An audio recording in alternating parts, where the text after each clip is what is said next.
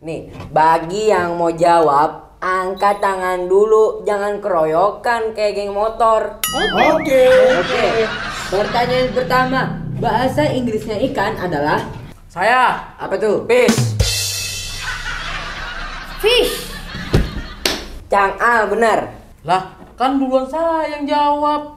Salah, yang benar itu fish. Fish. Fish. Itu baru bener. Pis apaan? Woi, udah jengkol. Kalau salah tuh nggak usah nyolot. Pertanyaan kedua, bahasa Inggrisnya dua ikan adalah? Saya. Tupis.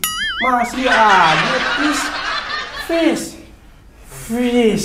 Ya, udah kenceng. Salah lagi. Malu Pak sama jabatan. Jawabannya itu adalah pipis. Udah yang kasih tebak-tebakan, salah pula. Yang benar itu two fish. Tatakan cangkir. Itu terserah aneh dong. Aneh yang kasih jawaban, kenapa jadi ente yang ribet?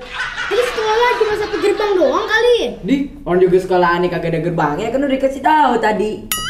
Udah dari awal Ayah udah bilang jawabannya pasti nggak enak. Iya juga ya, bener nih orang. Yaudah, tebak-tebakan ketiga. Ikan sapu-sapu dalam bahasa Inggris adalah? Sapu broom, ikan fish. Broomfish. Salah, cleaning service yang benar. Ya, itu mah ngaco. Sekolah di mana sih? Lah, karena aneh muridnya bapak.